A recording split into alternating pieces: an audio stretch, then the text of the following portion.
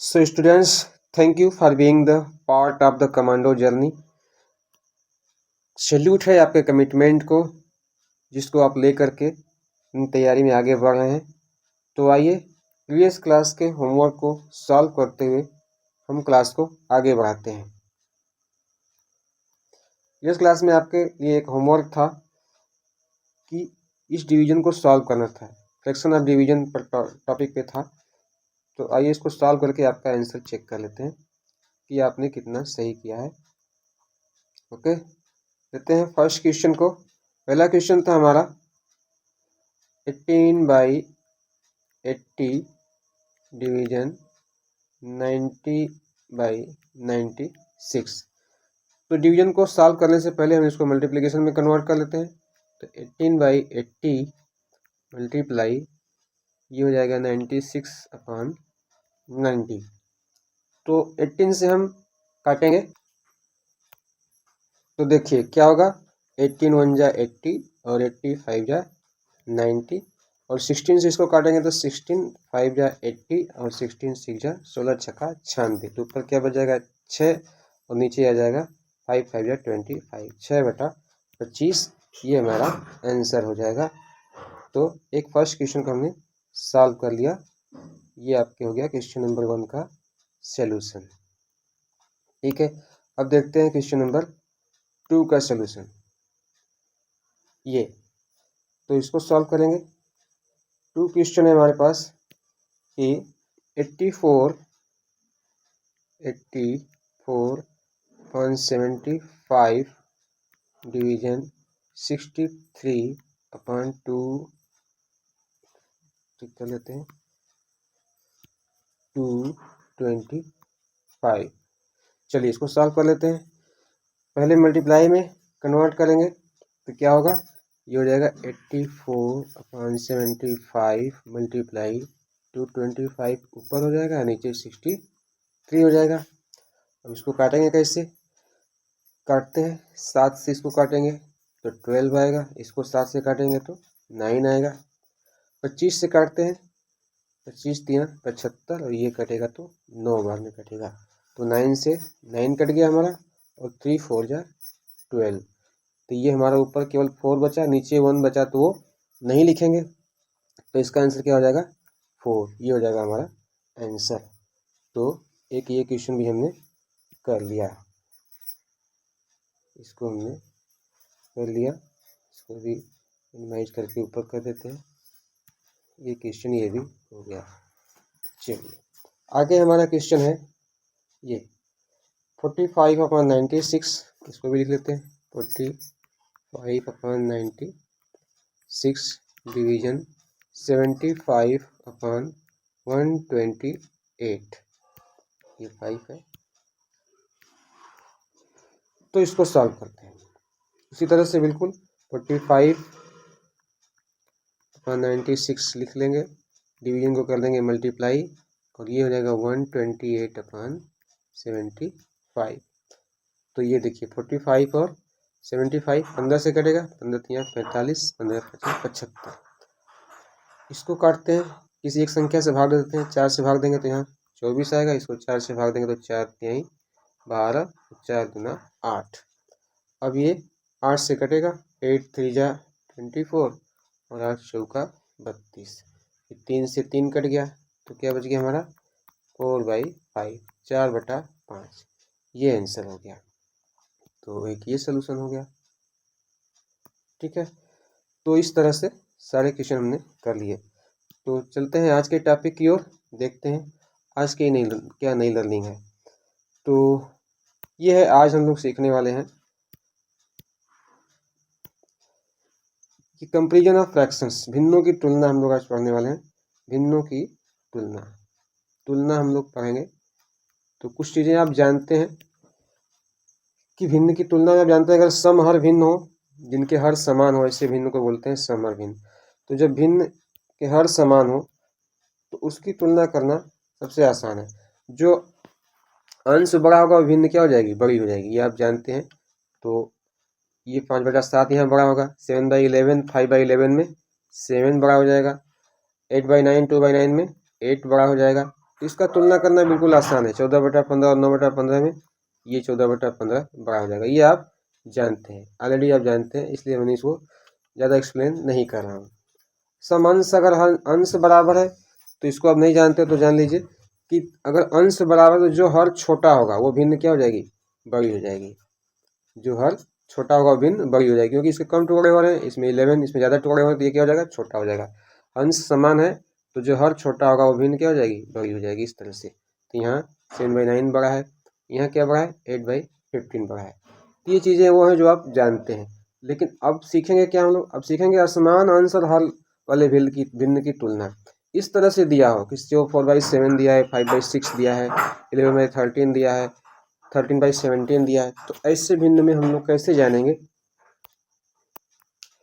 कि कौन सा भिन्न बड़ा है। तो देखिए कुछ नहीं करना है, क्रॉस मल्टीप्लाई का रूल याद रखिए। क्रॉस मल्टीप्लाई मतलब पहले वाले का अंश का दूसरे वाले के हर के साथ मल्टीप्लाई करेंगे। तो ये क्या होगा, अब देखिएगा यहाँ 4, ये चलिए यहाँ क्या होगा, इसका और इसका, ये मन से करना है, ऐसे काटना नहीं है। बैक आ जाता हूँ, तो 4 6 क्या हो जाएगा, 24, ये ऊपर ही लिखेंगे। और 7 5 क्या होगा, 35। तो 24 और 35 में कौन सा फ्रैक्शन बड़ा है, 35। तो हमारा 5/6 क्या हो जाएगा, बड़ा हो जाएगा। जिस साइड हमारा मल्टीप्लिकेशन का प्रोडक्ट ज़्यादा आएगा वो बड़ा हो जाएगा। अब यहाँ देखिए 11 और 17 को मल्टीप्लाई करेंगे, 11 7 जा 77, एक कैरी 7 कैरी हो जाएगा, फिर यहाँ हो जाएगा 11 जा 11, ये 18, 187। इधर करेंगे तो 169 आएगा। तो कौन सा बराबर है, 13/17। ऐसे आप किसी भी फ्रैक्शन को भी ले सकते हैं।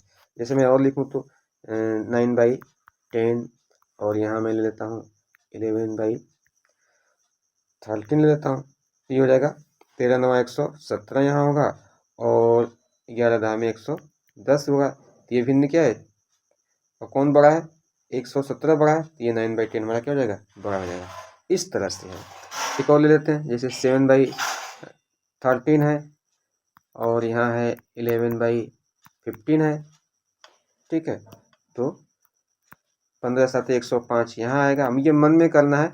और 11 13 का 13 में 110, और 11 और जोड़ेंगे तो क्या हो जाएगा, 13 में 130, 11 141 हो जाएगा। तो 141 बड़ा आ रहा है, तो ये भिन्न क्या हो जाएगी, बड़ी हो जाएगी। बस इतना ही है। अब क्या करेंगे, अब ये तो हो गई दो भिन्नों की बात। जब दो से अधिक भिन्न हो तो उसमें तुलना करके कैसे हम सबसे बड़े और सबसे छोटे भिन्न को ज्ञात करेंगे। तो चलते हैं उस टॉपिक की ओर, देखते हैं। Find smallest and greatest fraction. अब ये जब समान हर दिया हो तो आप भी जानते हैं कि इसमें सबसे बड़ा कौन होगा। तो एकदम आसान है, जिसका अंश बड़ा होगा। अगर हर बराबर है, अगर हर क्या है, बराबर है, तो जो अंश बड़ा होगा वही भिन्न क्या हो जाएगी, सबसे बड़ी हो जाएगी। तो सबसे बड़ी भिन्न कौन सी है, 5/7। ये चीज़ें आप जानते हैं, इसलिए हमको ज़्यादा समय इस पर नहीं देना है।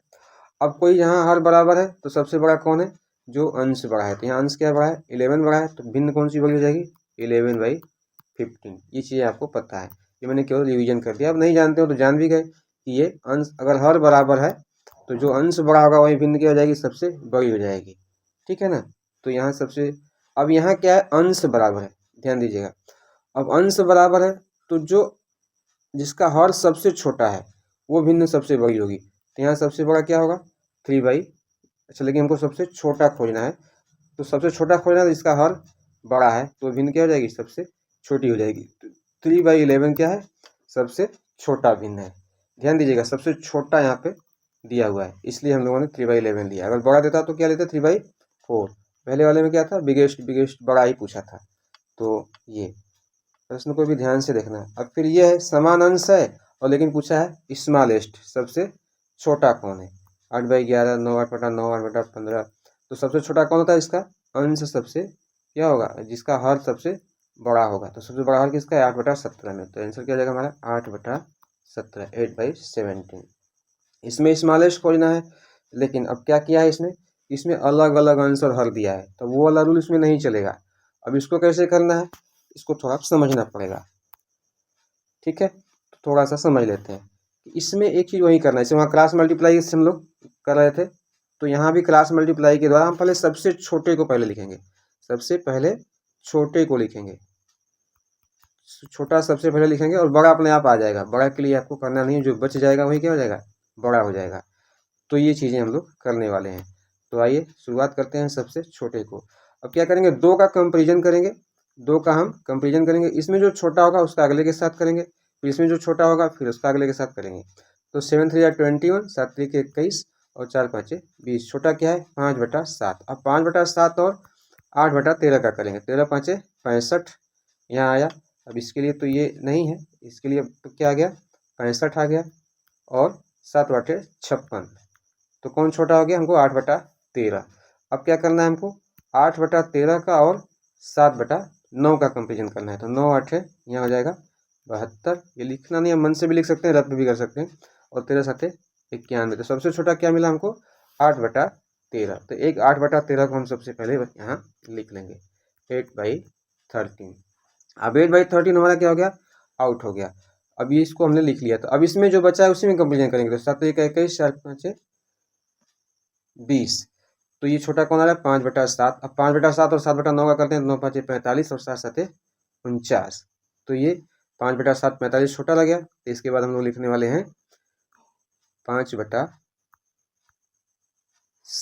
अच्छा ये बस हो गया, मेरा एक तर हो गया। ये असेंडिंग डिसेंडिंग में मैं चला गया, तो ये नहीं करना है। हमारा सबसे छोटा क्या हो गया, ये राइट आंसर आपके सामने हो गया है। इसके आगे हमको नहीं जाना है, बस इतना ही है। आइए एक और क्वेश्चन लेकर के इस चीज़ को हम समझ लेते हैं। तो देखते हैं या लिखना पड़ेगा, ये लिखा हुआ है। तो सबसे बड़ा कौन है, ये भिन्न आपके सामने है। बताना है कि सबसे बड़ा कौन है, इसमें बड़ा खोजना है। तो हम क्या करेंगे, अब कंपेरिजन करके बड़ा को लेकर के आगे बढ़ेंगे। जैसे 8 2 का मल्टीप्लाई करेंगे तो यहाँ क्या आ जाएगा 16, 7 3 का करेंगे तो क्या आएगा 21। अब हम 21 वाले को लेंगे, मतलब 3/8 को लेंगे।